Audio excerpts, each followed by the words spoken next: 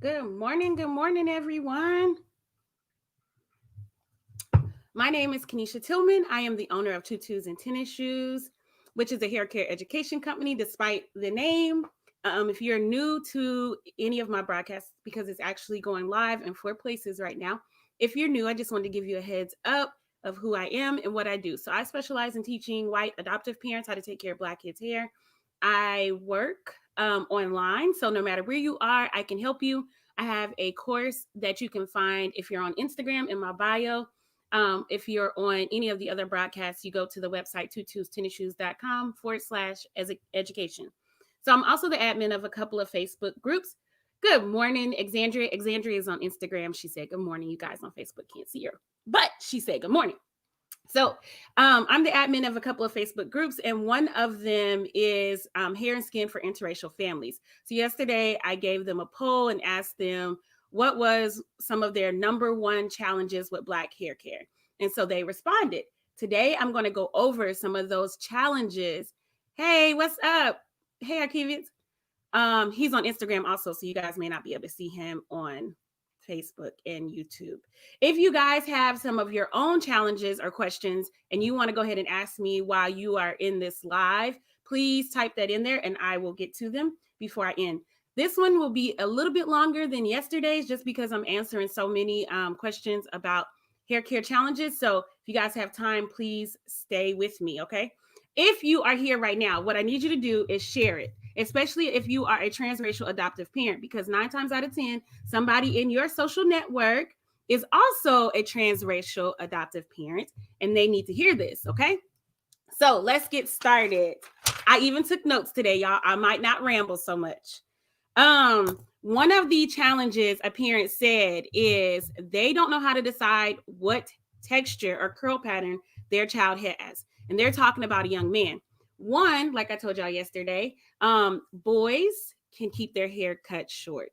I know a lot of white adoptive moms like to keep their hair long and like to see the curls, and they end up with a lot of little styles that look like little girl hairstyles. Um, you don't have to do that. That is not necessarily, some parents are confused about what is culturally relevant or culturally appropriate. If you take a look around, Black men wear their hair in all different types of styles. Long and in ponytails or more feminine styles is not necessarily the it's not necessarily, I'm not gonna say the norm because it's not abnormal, but it's not necessarily as prevalent, okay? I don't want to see any of y'all kids in bonnets, though. I don't know who told y'all little boys should wear bonnets.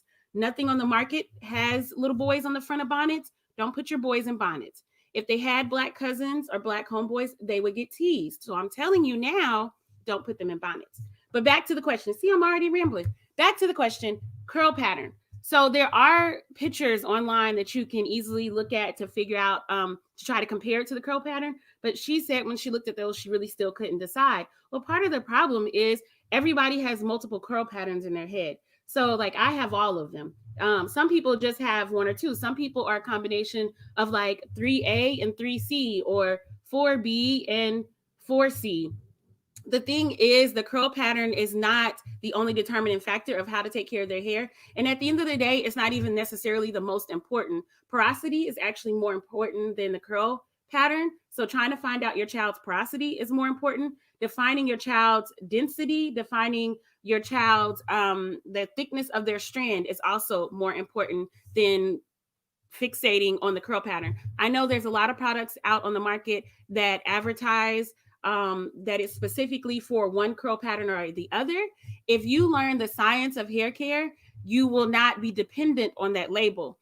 So this, I'm going to segue into products actually, because that's another one of the challenges. Products in the stores are marketed. So that means a lot of times their advertisements and their labels are not necessarily telling you the whole truth. If you don't know what to look for and you have no experience in this area, you will buy anything. That's like, I'm not a drinker. So when I decide I want to celebrate and have a little festive drink, I literally go buy stuff by the prettiest bottle. And let me tell you how that worked out for me on New Year's. The first day of the year, I was laid out on this floor in my living room sick because I bought the one that had a rose shaped bottle. It wasn't even delicious. That's why y'all kids' hair look a mess. You can't just buy stuff just because the jar is pretty or just because it smells good. You can literally buy fragrance oils online and your hair product could smell like anything you decided it to. Okay. So the smell of the product and the shape of the bottle or the label is not necessarily a good indicator that it's going to be good for your child's hair. What does it have to do with the curl pattern? Well, some of these products that say it's specifically for 3A hair or 3B hair, it could just be marketing. It's not necessarily always true, especially when you have the larger brands that are marketing towards um, black customers or and they're owned by white corporations. They usually don't have black chemists in their um they usually don't have black chemists, black people in the marketing. They don't have black people anywhere in the corporation majority of the time to get any feedback. So a lot of times these products are marketed to us, but not necessarily formulated or designed for us. On Instagram, Sarah said, wish I didn't have a meeting so that I could stay on. Oh, I'm sorry to see you go, but it'll be here. You can replay it later. Also, I know Instagram sounds a little janky. I don't know why it sounds janky. I have on a Bluetooth today and it still sounds janky. I do need a new phone, but I prefer to invest money in the business. So that's what I keep doing. Okay. So products. One thing I will tell you is when you're looking at your products, go ahead and turn that label around and read the ingredients. Understanding ingredients is more important than just looking at the pretty label. I do have a product line. I'm always sold out because my product line is awesome. The reason why my product line is awesome is because it's natural based. It's not filled with a bunch of preservatives, and it's actually designed for black hair. The manufacturer that I get it from is owned by a black woman who is a chemist. So these things all come into play when you're buying products. I'm sold out right now. So you can't buy mine yet, but when it's back in stock, you can. But when you go out to the beauty supply stores or your Target and your Walmart, you're looking for black owned brands, and you are looking for brands that mostly focus on having ingredients that you recognize. Okay, so that's products. One of the other concerns was moisturization. So their child's hair is dry often, and they don't know how to keep their hair moisturized. All right. So again, science-based. Your body naturally produces what's called the acid mantle. It's basically a mixture of sweat and oil. Whenever you're buying products, you're applying products, you're trying to recreate that acid mantle on the hair strand. The difference between white hair and black hair, typically, or straight hair and tightly coiled hair, we can do it that way, is straight hair, the oil and the sweat will flow down the strands, which is why white people and a lot of their culture and their products are marketed so that you can shampoo your hair every single day because that oil has run down it and you decided, I don't like greasy hair or it's too weighed down, whatever. Black hair or tightly coiled hair, it defies gravity. It is shooting for the stars. It's reaching for the sun, which means that oil and that sweat doesn't run down that strand. Also, that curl pattern slows down the come on, Kanisha, get it together. The curl pattern keeps the sweat and the oil from running down the strand. Even if it was to hang down, because it's going around a spiral, it doesn't flow down the strand as well. The other thing is your ends are the oldest part of your hair. It's the part that's been a part of your head or your child's head for the longest, right? So if the ends are the oldest, they are also the most fragile, and they also have the least amount of protection because they don't have all their cuticles that they used to have. They didn't get all the oil and the sweat that naturally would flow down the strand. And more than likely, if you're asking me about products and your child's hair is dry, you haven't been applying enough to the ends either. So those are breaking, they're all uneven, or they're in a bunch of knots and they're tangled, which makes it hard for you to comb through. So you need a trim. You also need to apply the correct products. So a lot of people are looking for products that somebody suggested to them, because especially in interracial families, you'll be hanging out in Walmart in the ethnic section and somebody will stop you because your child's hair looks like it needs some help. And they will tell you, oh, baby, just get this. I've been using it forever. My grandma been using it. My auntie and them, they use it. And while I do want you to value Black women's voices and I do want you to value experience, I do want you to also know the science so that you can make an educated decision whether or not that product will work for your child's hair. Some product suggestions are antiquated. It is from when we didn't have choices on the shelves. And so all we had was pink oil moisturizer. And so everybody used it. It does not mean that that is the best choice anymore. So I need y'all to learn the science so that you will not fall victim to bad advice. The other thing is, if you decide to use something like pink oil moisturizer or blue magic, but you're also using a sulfate free shampoo, you're going to have a problem with buildup. If you're going to use something with heavy mineral oils or heavy petroleum or heavy waxes, then you need to also use something to cut through that. And a lot of people don't ever talk about that because, again, it's back to the science. So when you watch these YouTube videos, they're not breaking down why they're using the products in conjunction with one another, or what they are supposed to do, what you can expect them to do, and some of your issues. So again, this young lady asked me about dryness and moisture. More than likely, her child either has a buildup and or she's not applying enough of the right products. Okay. So I covered correct products, maintaining styles. So maintaining styles, a lot of times maintaining styles comes down to a couple of things. One is the actual physical work that you need to put in to make sure that the style is put in correctly.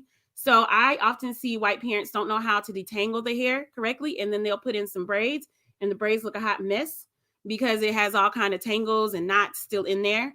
Or they will put in cornrows, and the cornrows are not close to the scalp because when they put them in, their hands are in the air. Oh, if y'all on Facebook, please ignore homegirl back there. She look a little creepy. She's on the Kaden. Never mind. I'll just turn the camera so y'all can't see homegirl. Okay, because she looked creepy. Y'all just sitting there looking at her this whole time. Anyway, where was I at?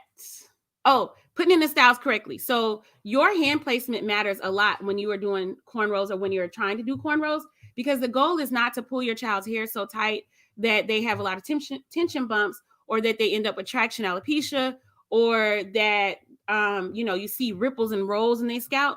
The goal is to put the style in just tight enough that it lasts a while. So if your hands are up in the air, that braid pattern is not going to hold those strands in place. If you have not used the right products to detangle, then you probably have not gotten the hair smooth enough or in the direction that you needed to go to put the cornrows in.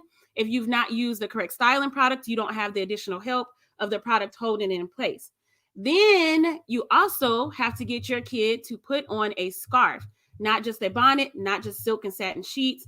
Silk and satin sheets have been wore out in the transracial adoptive community. I appreciate y'all getting them, but that is not all that you have to do to keep the hair on your child's head. It does reduce the friction. It does reduce some breakage, but if your child's hair is dry, it's not going to magically make your child's hair moisturized and not brittle and break.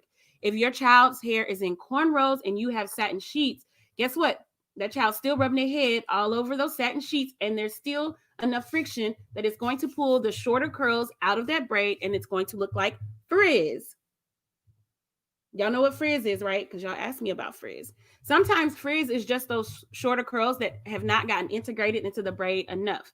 So you need to use good LCO products, which are moisturizing products. You need to use a decent styling product. Now, if you have an infant, I don't suggest using all these products. I suggest you almost do it the same way you do their food. You introduce a little at a time. If you have an infant, nobody expects your infant's hair to look perfect. If you have a toddler, nobody expects your toddler's hair to look perfect. For the moms who do a good job of looking out into the community and seeing other Black kids, you're looking a lot on social media, and social media is staged, okay? The Black women that you see on social media, they're doing a great job with their kids. Their hair looks fabulous in that picture. That toddler is still a toddler. They're going to rub their head on the couch just like yours is going to do it. They're going to dust mop the floor with their head. They're going to do somersaults. They're going to add a little food to their hair because they're toddlers. So sometimes you guys build up this unrealistic expectation of what a toddler and an infant's hair should look like because you saw the picture on Instagram. That's not always true. I'm here to tell you that a little frizz is okay. You don't need to pull their edges too tight. You don't need to lay their edges at that young, unless you're like getting ready for a picture or your family photo or something like that. Day to day, you're not constantly sitting there brushing their edges so that it looks nice every single second, because eventually you'll cause traction alopecia and it'll pull it right on out. Tension bumps. Somebody did ask me about tension bumps. Tension bumps are an indicator that something is too tight and it's irritating the scalp. However, that's also something that's kind of been worn out in the transracial adoptive or interracial families community. Sometimes some kids' scalp is a little bit sensitive, and like anywhere else in the body, the skin has to get used to the manipulation. It has to get used to the styling. So sometimes the tension bumps are a little premature. It's almost like the scalp's being a little dramatic. If their scalp is not super red, you don't see ripples, you can physically look at the hair and realize that it's not super taut, but she still has a little bit of irritation. You might want to look at the products. Is she allergic? You might want to just clean her scalp with a little straight witch hazel. Make sure it's pure witch hazel, not the one with alcohol. You don't need sea breeze. Sea breeze is basically witch hazel with alcohol coloring and a scent. You just get plain witch hazel and use a cotton ball to clean that area up. You also need to style her hair consistently. So, and I'm not saying every day because then that goes into over manipulation. But if you're doing her hair, you need to have it pretty much on a weekly regimen. So one that she herself is getting used to having her hair done, but also her scalp is getting used to having some styles in place. While we're talking about styles, protective styles are there to protect the strands. I know that there's a cultural difference that white women and white culture loves turning our hair into like almost a fetish and not understanding that we put braids and ponytails and twists in our children's hair. One, to protect their hair. Two, to also allow time. So when you do a protective style, say on a Sunday, you really don't have to refresh it as far as the moisture until like Wednesday. And then you're taking it down and you're going to do it the following Sunday. Or if you have cornrows or something in that lasts longer, then you actually get a little bit more time out of it. When you have your child's hair in a fro or it's free, you're going to comb and detangle and moisturize every single day. You might end up doing it in the middle of the day. There is no way around that if you have a young child other than to put in protective styles. Yes, mamas, to biracial Black kids, this also applies to you. Even if they have a loose wave, don't ask me why her hair is tangled at the end of the day if you've had it free all day. It has texture, it has curls, it has waves, and she has rubbed it on whatever she could find, and she's played and she's enjoyed her little life. She's living her best life, and that just means that the hair is going to get tangled up. It's going to come together. It's just going to happen. So either you're going to put it in a style, you're going to detangle it, moisturize it, put it in a style, or you're going to leave it free and you're going to have to take care of it every day and even a couple of times a day. Are there products that help hold curls in place? Yes, there are. There are some styling products. I'm not going to go through the whole list right now. But on younger kids, those products do not outweigh what what she physically does. Who is it? Oh, okay. Y'all hold on. Okay. Thank you. Thank you. Have a good day. Okay. So again, there is no mousse, there's no gel, there's no foam wrap, there's no product on the market that's going to hold your child's curls in place when she's done 15 somersaults off the couch. Okay. So the only thing that's going to hold your child's curls in place is either you put it in ponytails, twists, braids, some kind of protective style, a bun. The styles that have the most protection are the ones that keep those ends covered. So sometimes white mamas that are new to the Black community or new to Black hair care, they don't understand why we use beads and why we use barrettes. And not only do they beautifully adorn our children, and our culture has a lot of beautiful adornments and throughout history, but it also helps weigh those beads and those twists down so they hang this way. The other thing, hand placement again. If your hands are up in the air, that's where her twist and her braids are going to stick up and they're going to stand straight in the air, and she's going to look a little interesting. So you got to work on your hand placement. What else? Sitting through hair time. That was a huge question. I get it all the time. I'm not a behavior therapist, and I'm a Black woman, and I don't play. Y'all like to play with y'all kids. Y'all like to ask toddlers 50 billion times to do the same thing over and over again. I don't believe in that. So I've learned through business not to give y'all a bunch of advice on that, because then y'all say Kanisha doesn't care, Kanisha's mean, Kanisha's all these other things. I'm telling you now, if you have a toddler and you don't build the routine that hair care happens no matter what, that is not debatable, that because she acts a nut, she's gonna get out of it. If y'all don't build that routine, you're going to continuously have this issue as she gets to be older. By kindergarten, first grade, it should have diminished some. She should not still be screaming at the top of her lungs at you. She should not be yelling at you. She should not be trying to hit you.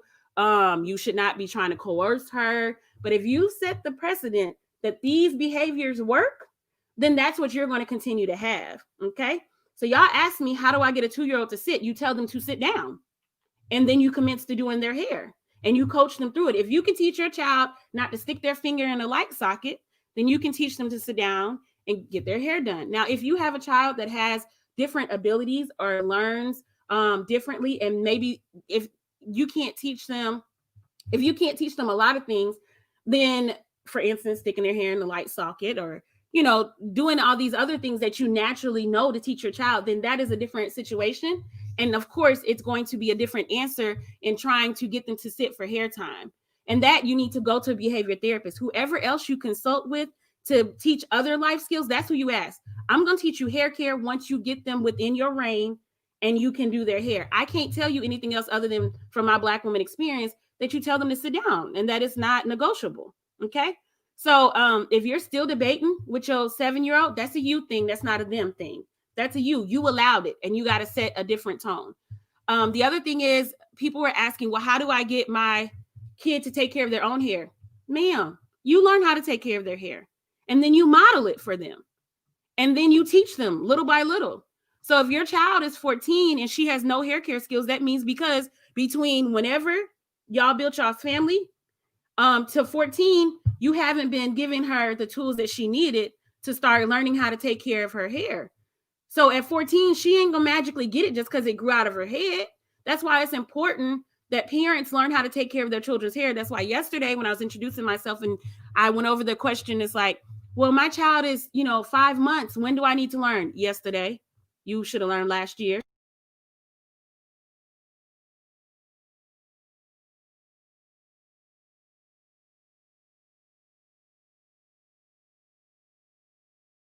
It's not unplugged. Okay. So, let me add this question over here to the YouTube so I can answer it, or to the Facebook. So Alyssa says, very new to this world. Do you recommend someone who has no experience take your class, even for a boy? P.S. I appreciate everything you do. So Miss Alyssa, I said yesterday in the introduction video, and I get this question all the time. If you have a boy, your boy is okay to get a haircut. He does not have to have long hair. If for some reason you decide you want him to have long hair, then yeah, take the class. The science is still the same. The science doesn't change for the gender. The styling changes for the gender. So while most of my marketing is little Black girls, and a lot of the finished styles are of little girls, the braiding, a plait is a plait is a plait. So when I teach you how to do a plait, when I teach you how to do a cornrow, when I teach you how to do a 2-strand twist, when I teach you how to detangle, when I teach you how to part, when I teach you how to shampoo, condition, how to LCO, how to deep condition, how to steam, all these things, that is not gender specific. So if you're going to keep your boy's hair long, yes, take the course, and just realize that looking at little girls, throughout the pictures, you're not going to style it exactly the same. So some of the things that differentiate a boy's hairstyle to a girl's hairstyle, a girl's hairstyle is going to be more curved in the front, especially.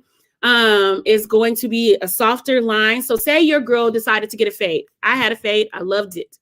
My fade, what kept it looking more feminine was having this here curved and not such a hard line here. If I wanted to look more masculine, I would get a straight line here, and this would be more square and straighter. So if your boy is keeping his hair long, I would still suggest that you seek out a barber and at least get it lined up around the front. That way it looks intentional. He looks well kept. It just gives it a nice finish. Let's see, boy hair care. Always, always, always. If you have a Black boy, please have some Black men in your life. I was at somewhere getting dinner, some hot wings, and ESPN was on, and I realized almost all the sports players are Black.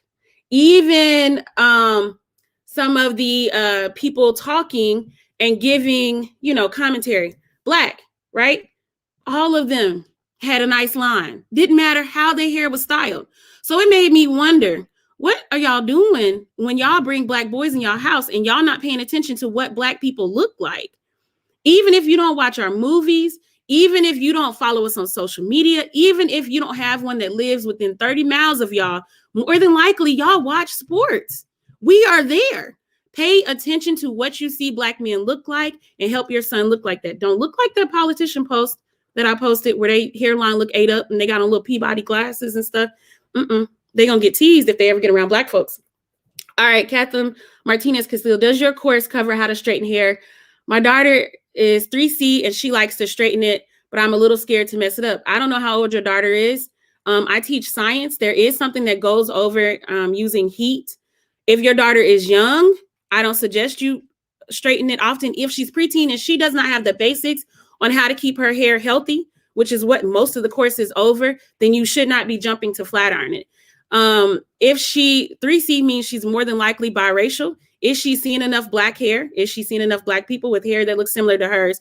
Because 9 times out of 10, let's go with 8 times out of 10, young people who constantly want their hair straight, it's also internal confidence thing. They're not seeing enough people with hair that looks similar to theirs, and they feel insecure about their own hair, which is why they want it straight, like mommies, like sisters, like cousins, whatever. So make sure in your household, aside from trying to figure out how to flat iron it, you are also building her up and making sure she's confident in her hair. I do teach it. I know how to teach it well. That does go over it, but I focus more on healthy hair because I've learned that when I teach and specifically tell people, oh, this is how you do a silk press at home, then they tear up the hair because they never learned the beginning, what it takes to keep hair healthy and what are the signs when it starts to break off. So I hope that answers your question. Let me go back to the list from the number 1 challenges, various lengths. Okay, so infant hair, a lot of times infants will rub off their hair in the back of their head, and then you get to toddler and you got these different lengths. So a lot of times the back is a little shorter or the sides are a little shorter. There's a couple of things. You're going to style to play up their length. So if their hair is longer up here, you're styling in ways that help accentuate where it's longer at. You are styling in ways that give the sides and the back, wherever it's shorter at, more protection. You also need to slowly trim it until it is close to the same length. Or you can do it quickly. I don't know what the length difference is, but a trim is usually in order. When they're infants and toddlers, I don't worry about it as much. You trim to keep the hair healthy, to keep fairy knots, to keep, split ends from being a problem, but keeping it perfectly even when they're infants, I don't worry. I mean, when they're toddlers, I don't really worry about that because if it's in a protective style, you don't see the various lengths as much. If it's in a, ponytails and 2-strand twist or whatever, you don't see the various lengths. Various lengths also comes into play when you guys are learning how to braid. And so learning how to braid all the way to the ends and tucking those shorter pieces that are coming out of the braid back into the braid as you go. Some of that is product knowledge. So knowing what products you need to use to help hold that in there. I don't know how to get this question back off the screen, y'all. And some of that is actually knowing just how to, the muscle memory. So how to connect your brain to your hands and actually get those little pieces back into the hair. So having various lengths is not necessarily uncommon. It's not necessarily something to freak out about. There are solutions to it. Okay. Let's see. I talked about tension bumps, teen hair care. All right. So teen hair care, I did go over it a little bit, but your 14-year-old, if they've had no experience before then, or you've not been great at taking care of their hair, they don't know how to do it just because they turned 14. A 7-year-old is not expected to take care of her hair. They don't even wash their butt well. So and they can see their underwear. You trying to get them to learn how to take care of their hair, which is on top of their head, and they can't see it and be an expert at it, that's not going to fly so well. I mean, think about it. I teach adults because learning a new skill like hair care can be challenging and you need somebody to help you and walk you through it. So your kids are needing the same thing. So when they get to be 14, by then you should have been building the block. So at 9, do they know how to detangle a little bit? Can they take their own braids down?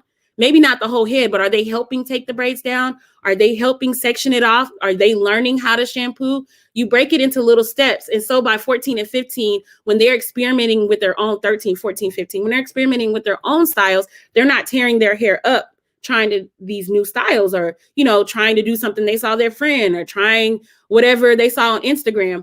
Also, once you master your products, when they're younger, you can help them choose what styling products to use when they're older.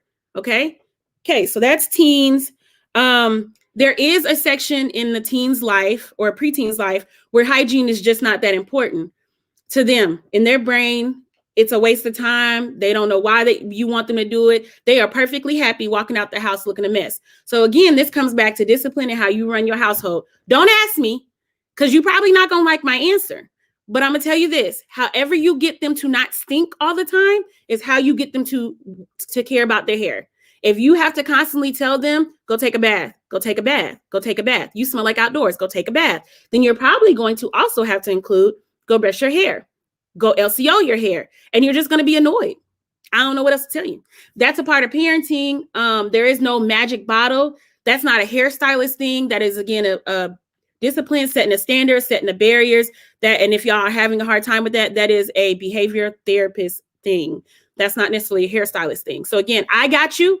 Once you have reined them in and you've got them either, in your styling chair, in the pillow on the floor, I got you on everything else.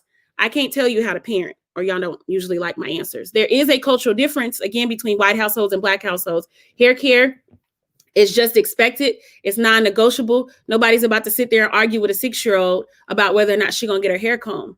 And that's just the way it goes. When you go into salons and barbershops, because that was another question, my kid is a wiggle worm. What do I do? You tell them to sit still, and you build that expectation over time. You also allow the professional to build that rapport with your child. And so when the professional says, hey, man, you got to stop, they don't need you to undermine them. Allow them to build that relationship with your child, okay? They're going to turn their head. The professional is going to grab them. Oh, here's this microphone. By their head and adjust their head as needed. It shouldn't be aggressive. It shouldn't be, painful. If you have a dramatic child, I was a dramatic child, they might put on a show for you. But you don't, why do I have a low battery? But you don't need to save them.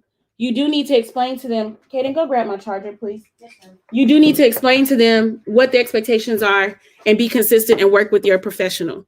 And you also need to tip your professional if your child acts a plum fool, okay? Okay.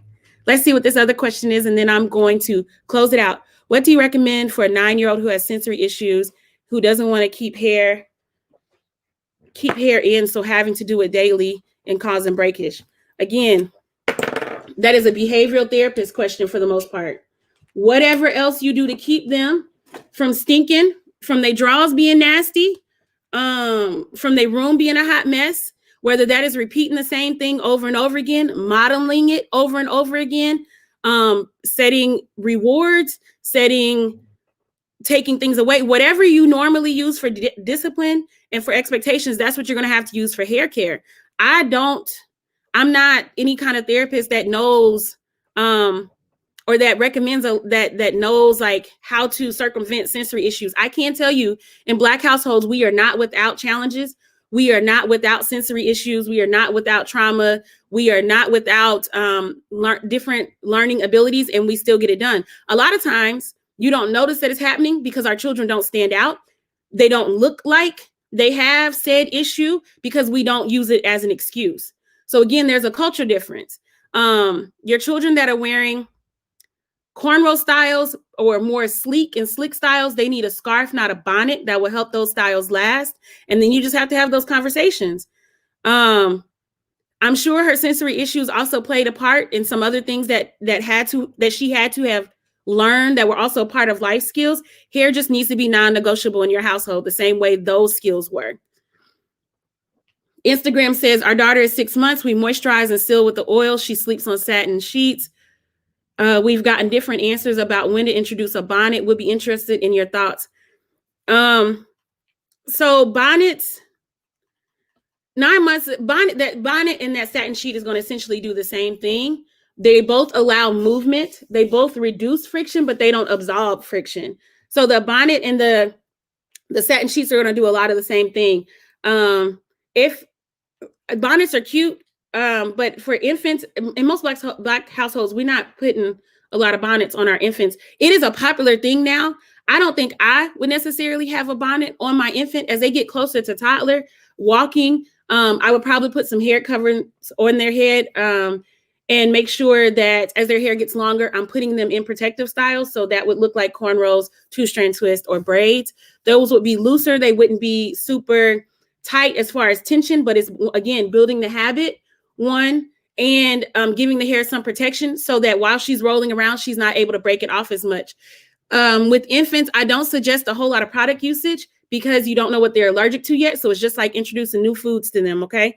Lighter oils, not Johnson & Johnson. I don't care if they market it and say it's baby safe. You're going with as natural as possible and your lighter oils and lighter products, okay? And no styling products. You don't need gels on your infants. Let's see. I'm going to jump over here and grab this one. We've been using a bonnet. Yeah, definitely get a scarf, something more tighter fitting that helps hold those styles. All right. Overwhelmed with styling, and then I'm almost done. Oh, the routine for the week, my last two. So overwhelmed with styling. Y'all, I'm sorry to hear that. I really am. Overwhelmed with styling is just like, I am overwhelmed. So I try to be as real as possible whenever I do these lives, and maybe I overshare, but like I'm overwhelmed with working out. I don't enjoy it day to day. I don't, but I have an end goal. And so if I want to see that end goal, if I want to see that thicker than a Snicker and got me a shape again and not the Michelin Man shape, then I'm going to have to keep pushing through, right? And then sooner or later, it gets easier. So with hair care, you're taking it a little at a time. You're sectioning the hair off into more manageable sections. When you get ready to shampoo, you're sectioning it off if her hair is really, really thick as far as density. She's got a lot of strands on her head. You're sectioning it off. When you get ready to style, you're sectioning it off. When you get ready to take it down, you do it in sections.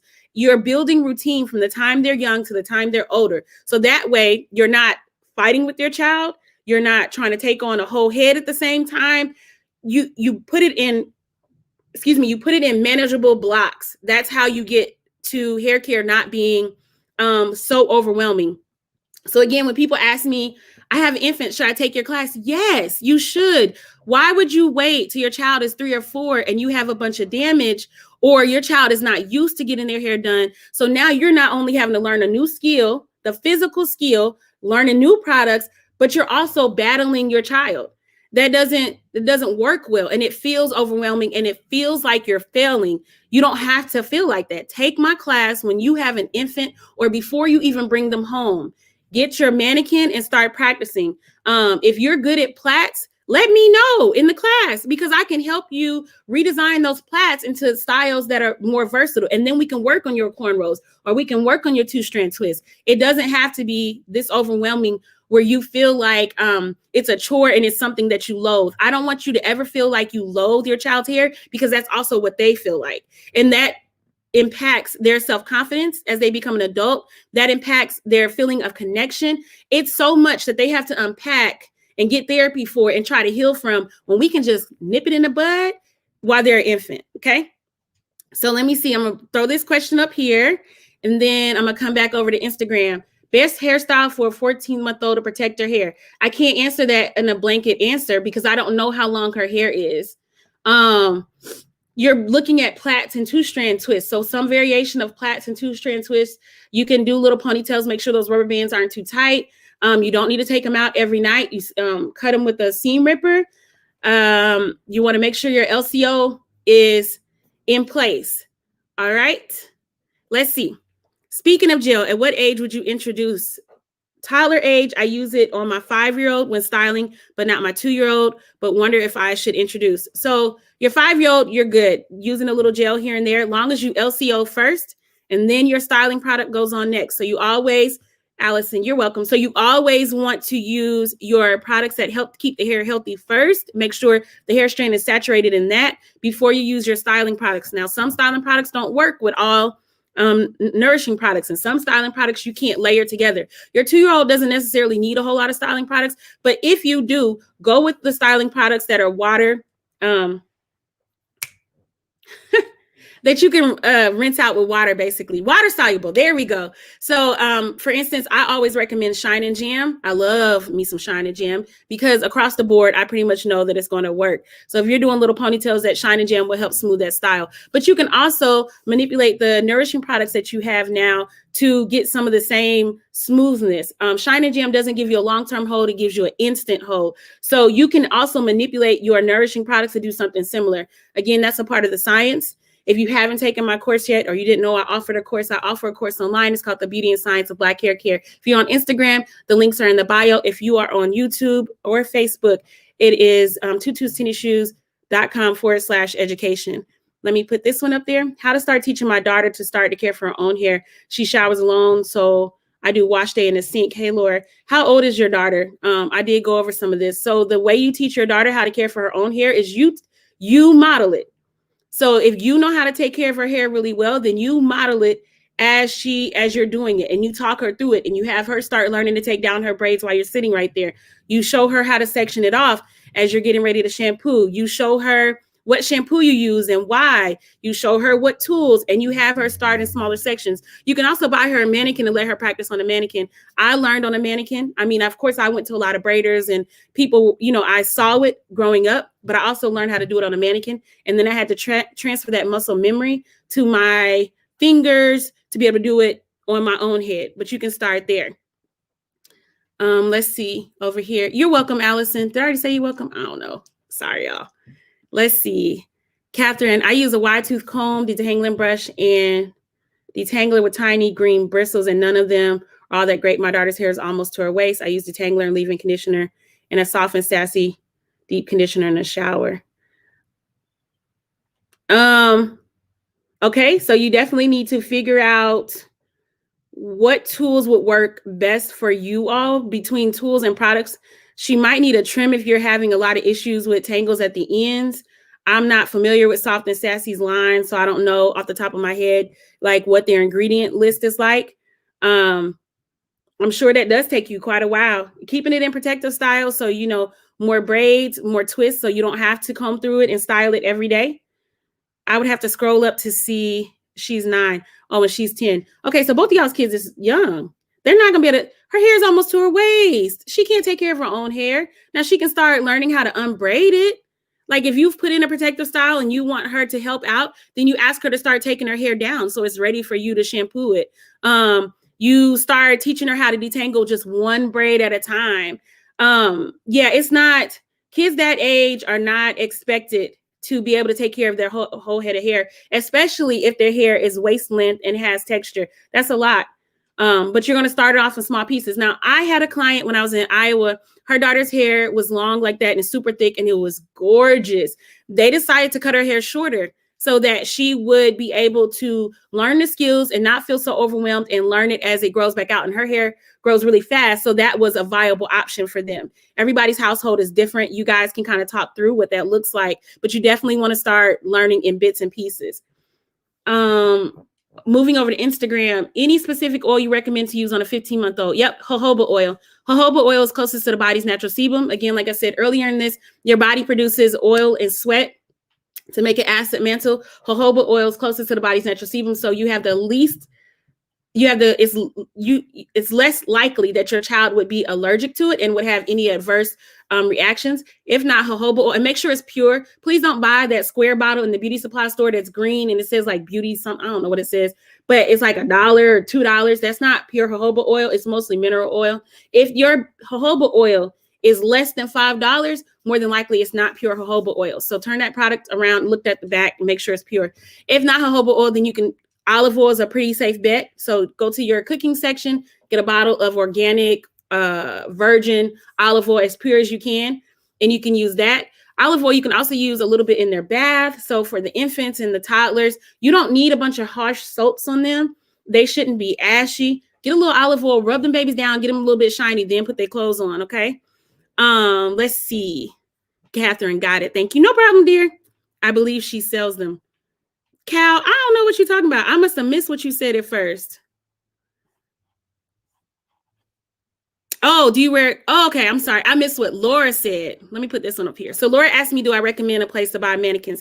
Yeah, so you can buy them off my website, which is tutustenisshoes.com. It'll come with the coupon code for the course. So if you decide to take the course and you need a mannequin, buy the mannequin first, then take the course. But I'm going to warn you, if you buy the mannequin from my website, you're going to wait. I'm not Amazon. It's not going to come overnight. So if you're in a rush to get it, go ahead and order it off Amazon, okay?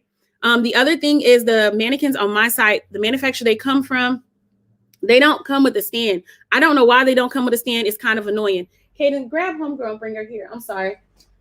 But I can show you what she looks like. And if you order from my site, it'll be the exact same mannequin that I have. None of the mannequins are really going to have 4C hair. Thank you. No matter what they say online. And when you look at them in the pictures, they will look like they have an afro. They really don't. When you get them, they have more wavy, curly hair than actual tightly coiled hair. And that's fine. You can learn on this mannequin. I learned on the straight white hair mannequin.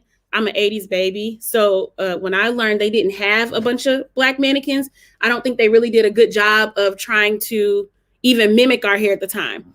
So I learned on straight hair, and you're still able to transfer the muscle memory to your own head, whatever texture it might be. It will be a little bit different detangling. You will have to practice detangling with her to make sure she doesn't rip through her hair if she's gotten used to combing a mannequin. The other thing is mannequins shed quite a bit, so don't worry about that. You don't have to use your high dollar products on your mannequin. So your nourishing products that you have bought for your daughter and they were like $15, $20 a bottle, you don't have to use that on your mannequin. You can practice your styling products so you know what they look like and how well they hold, but don't put your nourishing products on her. You don't have to put your high-end shampoo on her. Shampoo her with the one that you didn't like. She's fine. Condition her with the one that you didn't like. She's fine. Okay. I do want y'all to know that. All mannequins, if they have human hair, they probably have a knit on them somewhere in there. It's dead. This hair has been over processed. You don't have to worry about the knits. People get freaked out when they see them. I did when I first saw them when I went to cosmetology school. And their hair smells funny. It's over processed. It's somebody's, hair that came out their head and it's over processed. So they have a little funny smell when you first get them. They might have a couple of knits. Don't worry about it. Just pull that strand out. Sometimes they have a little fuzz. There are some mannequins on the market that will say human hair feel, and it'll say something about yak hair. Yak is not describing the texture. It literally has yak hair in it. And so those ones are pretty stiff. I used to offer them on my website too, because it used to be cheaper, but right now they're the same price as these. So I only have this one live on the website, and this is human hair. So you can practice. Who asked me about flat ironing? So you can practice flat ironing on a mannequin before you flat iron your child's hair. So if you can't move that flat iron down the mannequin's hair smoothly and prevent scorching it, then don't flat iron your child's hair, because once you scorch it and you burn it and you have heat damage, you're gonna have to wait till that grows out. You burn it on her, she'll be all right. Homegirl live. So I think that is all the questions. I was not expecting this lives to go this long. I hope I helped you guys out. Again, my name is Kenesha Tillman. I own Tutus and Tennis Shoes, which is a hair care education company. If you want to find out more about the classes that I offer, they are online. You don't have to wait for me to come see you. They're on demand. Just head on over to tutustenisshoes.com/education. You can also, if you're watching this on YouTube or Facebook, follow me on Instagram for more tips. And I post more often on Instagram. I'm actually faster at getting back to the comments on Instagram just because the notifications are easier to see. Okay. Thank you guys for watching. Thank you so much. Thank you, Laura. Thank you, Alyssa. Thank you, everybody over here. All right, guys. I will catch you all later. Have a great day. Let's see.